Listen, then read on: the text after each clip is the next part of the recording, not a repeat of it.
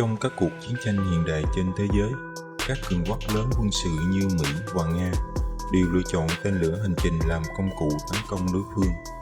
Vì tính cơ động cao, khả năng bắn trúng mục tiêu gần như tuyệt đối và ít gây thương vong cho binh lính nước họ, cho nên tấn công bằng tên lửa hành trình luôn là lựa chọn ưu tiên hàng đầu.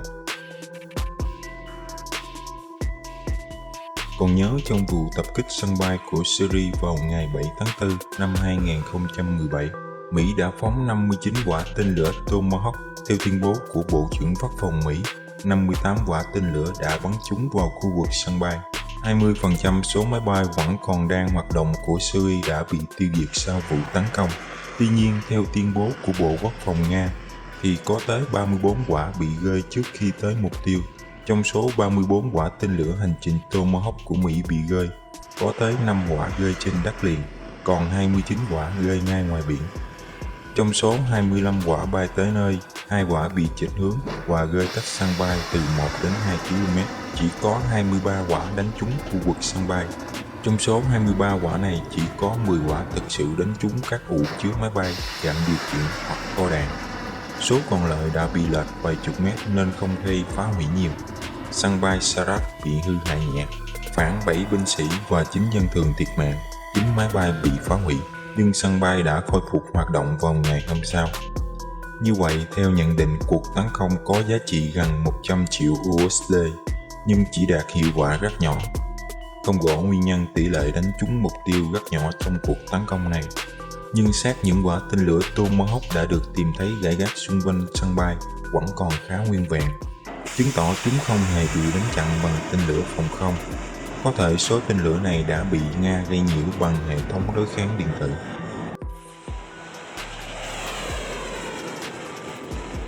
Vậy thực sự tên lửa hành trình Tomahawk của Mỹ có thật sự đáng sợ? Trong video hôm nay chúng ta sẽ cùng nhau giải đáp tất cả những thắc mắc đó nhé.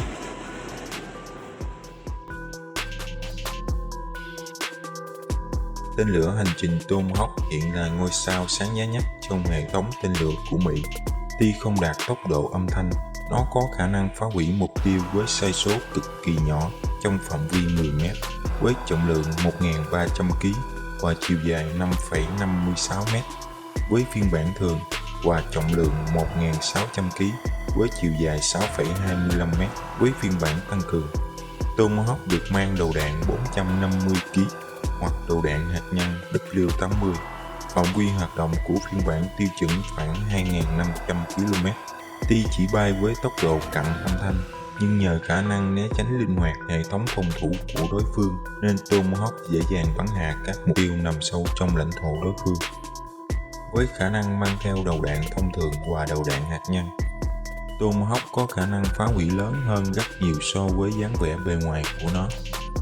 Trên thực tế, Tomahawk là một trong những tên lửa hiện đại bậc nhất thế giới, với khả năng bắn từ mặt đất, trên tàu chiến hay tàu ngầm hoạt động dưới đáy biển. Tomahawk dễ dàng tham chiến ở mọi chiến trường là thế mạnh vượt trội của Tomahawk. Ngay sau khi rời bệ phóng, các chuyên gia vũ khí có thể điều khiển tên lửa thông qua hệ thống định vị toàn cầu. Trong trường hợp tự hành theo lịch trình được cài đặt sẵn, tên lửa Tomahawk vẫn nhận các tín hiệu trực tiếp từ vệ tinh hoặc hệ thống do thám tối tăng của Mỹ để dễ dàng bắn hạ mục tiêu mà không gặp sự cản trở nào của đối phương. Dù tầm bắn lên tới 2.500 km và tốc độ 880 km/h, Tomahawk vẫn có thể thay đổi mục tiêu khi đang di chuyển. Cặp cánh dài độc đáo giúp Tomahawk linh hoạt trong quá trình bay, không bay theo đường thẳng mà có khả năng di chuyển qua những điểm mù của radar phòng không đối phương, giúp khả năng sống sót của Tomahawk rất cao. Trên thực tế, phát hiện Tomahawk bằng radar hay các thiết bị quét hồng ngoại là việc rất khó. Thêm vào đó, hệ thống dẫn đường phức tạp, tích hợp nhiều công nghệ khác nhau giúp Tomahawk trở nên chính xác vượt trội trong mọi điều kiện tác chiến. Thậm chí gần như chắc chắn Tomahawk biết nó đang bay ở địa hình nào, độ cao bao nhiêu, với sai số 1 m. Không chỉ vậy, Tomahawk có thể đọc địa hình theo chiều thẳng đứng để so sánh với bản đồ được nạp sẵn, giúp tên lửa di chuyển an toàn và chính xác hơn. Cuối cùng, hệ thống so sánh điện tử với mắt thần giúp Tomahawk lao vào mục tiêu với sai số dưới 10 m. Sau khi nạp sẵn dữ liệu mục tiêu, Hệ thống điện tử của Tomahawk sẽ so sánh các bức ảnh mà mắt thần chụp lại để xác định mục tiêu. Cuối cùng, Tomahawk sở hữu hệ thống định vị toàn cầu GPS giúp xác định vị trí tên lửa qua quỹ đạo bay. Bên cạnh đó, khả năng kết nối và cập nhật thông tin mục tiêu từ các thiết bị do thám khác giúp đảm bảo khả năng bắn hạ. Chính vì lẽ đó, Tomahawk có khả năng bắn lọt qua cửa sổ căn nhà của bạn. Tuy nhiên, do giá trị của mỗi tên lửa Tomahawk chiến thực lên đến 1,5 triệu USD trị giá năm 2011, nên người ta phải chọn lựa mục tiêu rất kỹ càng trước khi bắn chúng, và thường phụ thuộc rất nhiều vào mức độ chính xác của nguồn thông tin tình báo.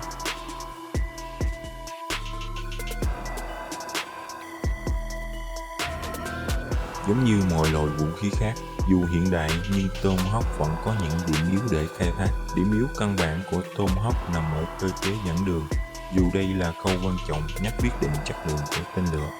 Đối với cơ chế dẫn đường, bản đồ khu vực mục tiêu bắt buộc phải được nạp vào tên lửa. Do đó, tên lửa gặp nhiều khó khăn khi hoạt động ở khu vực địa lý phức tạp nhiều đồi núi. Trong những lần tấn công vào Afghanistan, nơi có địa hình phức tạp và bộc lộ điểm yếu của Tomahawk, tên lửa gặp khó khăn trong việc tiếp cận các mục tiêu bên trong các khu vực rừng núi. Cơ chế dẫn đường DSMAC thì đòi hỏi tên lửa phải có bộ nhớ đủ lớn để cập nhật nhiều hình ảnh. Ngoài ra cần có hệ thống liên kết dữ liệu băng thông rộng để cập nhật hình ảnh mục tiêu trong thời gian thực. Việc truyền và nhận hình ảnh có độ trễ nhất định từ 1 đến 2 giây. Ngoài ra, điều kiện thời tiết như mưa, sương mù, gió cát có thể ảnh hưởng lớn đến chất lượng hình ảnh và tốc độ đường truyền. DSMAC thường bị chậm và chưa thực sự hiệu quả. Nó cũng bị dễ đánh lừa bởi các biện pháp ngụy trang. Để gây nhiễu DSMAC, có thể sử dụng các màn khói ở cự ly các mục tiêu bị tấn công 25 đến 30 km và sử dụng các quạt cản hàng ngoại để làm trục trặc các hệ thống dẫn đường. Đối với khả năng dẫn đường bằng tín hiệu GPS, nếu tín hiệu về tinh gây nhiễu sẽ khiến tên lửa dễ bay trượt mục tiêu. Trong chiến tranh Iraq, có nhiều tên lửa Tomahawk đã bị gây nhiễu.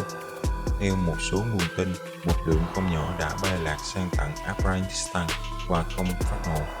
Trong chiến dịch Con cáo sa mạc từ ngày 16 đến ngày 19 tháng 12 năm 1998, Mỹ phóng 415 quả tên lửa hành trình, trong đó có 325 quả tên lửa Tomahawk phóng từ tàu biển, 90 quả AGM-86 phóng từ máy bay. Dự kiến khả năng 100 trên 147 mục tiêu của Iraq bị phá hủy. Tuy nhiên, tên lửa hành trình của Mỹ chỉ đánh trúng khoảng 20%. Từ đầu năm 2003, khi Mỹ tấn công Iraq trong 5 ngày đầu, hàng chục tên lửa Tomahawk đã bị trượt khỏi mục tiêu do Iraq sử dụng các thiết bị gây nhiễu mua từ nước Nga. Chỉ sau khi không quân Mỹ phá hủy các máy gây nhiễu bằng một đợt ném bom rải thảm, các tên lửa Tomahawk mới có thể khôi phục khả năng tấn công. Video của chúng ta đến đây là kết thúc rồi. Hãy để lại một phần suy nghĩ và đóng góp của bạn vào phần bình luận bên dưới nhé. Nếu bạn thấy video này hay và hấp dẫn, hãy để lại một like.